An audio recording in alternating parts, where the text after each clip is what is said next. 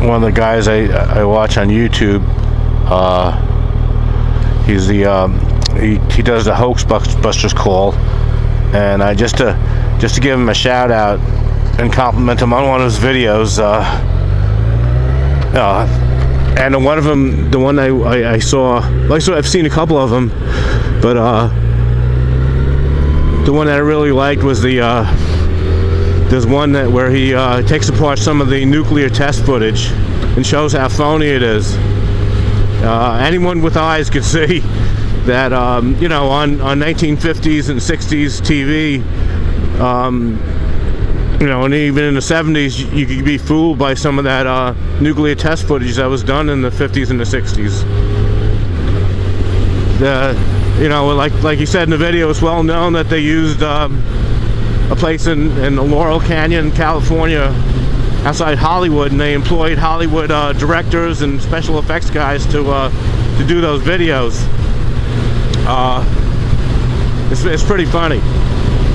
And if you take it, and you take some of that footage and you freeze frame it, and then you know, play it, reverse it, and then check out each frame, you can see how they've used different layering effects and other movie magic of the time to create that footage, which is, you know, I mean, if you extrapolate, you could tell that it's not, the actual tests weren't real, and there's no such thing as nuclear weapons. But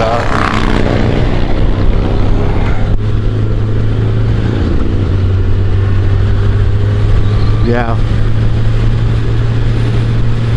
it's pretty funny. And it's, you could, if you Google it, if you want to go on to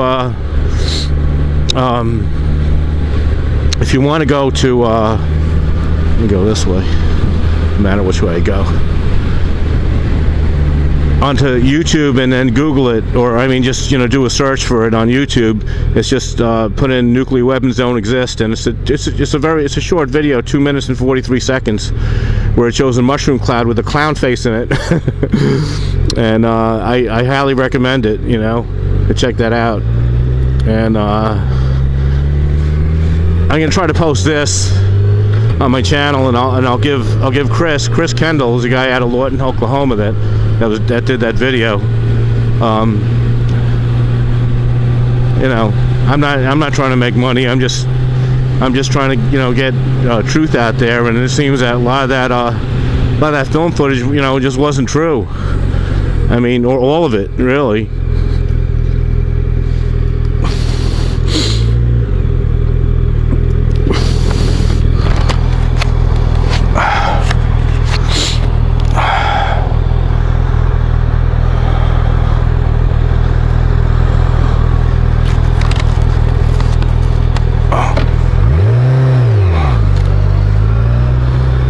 Oh shoot.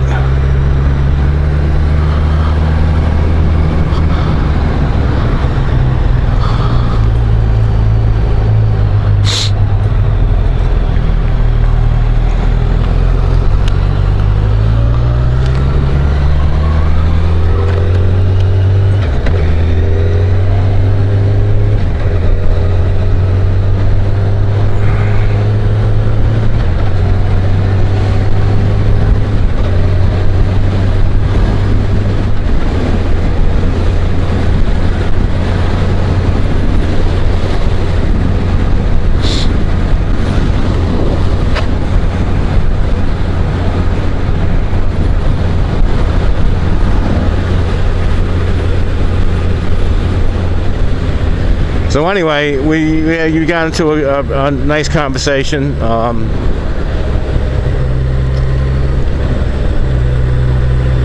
You know, talking about other things, like, you know, how I got into some of the investigations I've been doing, like on, you know, vaporizing gasoline and how easy it is to produce hydrogen, and how, you know, some people are even running their cars on it. And there was a guy in the media that came out, and he started making these hydrogen torches. I don't know if that's a name for them, hydrogen oxy torches or whatever. Industry picked up on it, and a lot of people are using them because all it uses is water. It uses electrolysis to split the water molecule into its elemental parts of hydrogen and oxygen, and then recombines them to make a flame. And then this guy also developed a way to use that system and make a car run completely on water. And so then the government was interested, and the Army said they were going to try to develop some things for weapons and stuff. And then Chris Kendall, who does a Hoaxbusters call, knew what was going to happen. He knew that the government was going to have the guy either put a gag order on him and buy up his patent, and then you never see it on again. You'll sit on the patent. And I've never heard of this guy again. And so.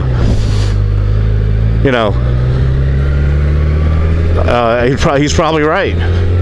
And he started explaining too, which I really didn't know. I didn't look into it as much as he did, that there's a lot of people that have come up with these using electrolysis to make change water into hydrogen and oxygen and use it for fuel. And so guys like this last guy that the Army came up to and tried to and said that they were going to use his invention. He thinks he's the first one, but he wasn't. There's probably a lot of people that have come up with this because electrolysis from using like electricity and stainless steel, whatever, and an electrolyte is one of the most elemental things. It isn't even high tech, so you got to figure a lot of people are coming up with this. A lot of people have systems. They don't allow the systems that you can run your car completely on water. So the thing is, if you have something that's just supplemental, you'll probably be able to sell it, like the one I have on my car. It's called Aquatune.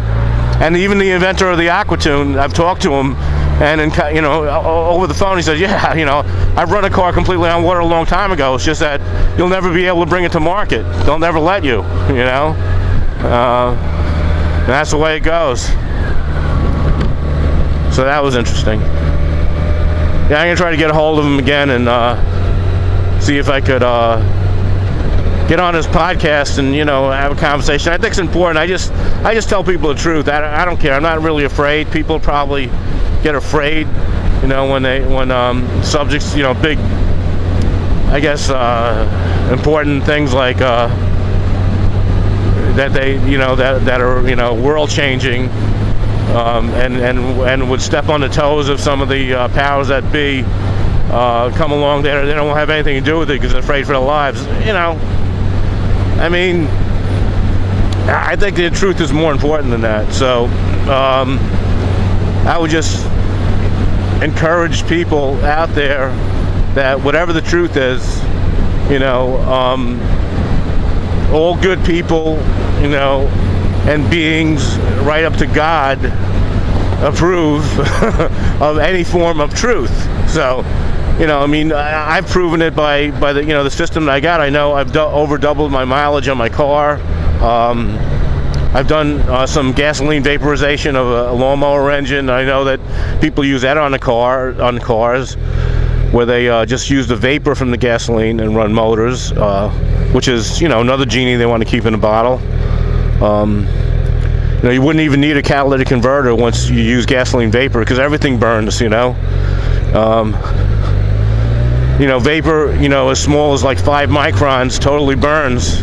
And then your injectors are actually putting in droplets of 50 microns that don't burn and wash down the walls of your cylinder into your oil, and a lot of it gets just passed through into your exhaust system, which your catalytic converter has to try to keep clean up, but you still get carbon monoxide. And scientists know that carbon monoxide is a result of incomplete combustion. So once you have vapor and you completely if there's complete combustion with the vapor, you don't get carbon monoxide.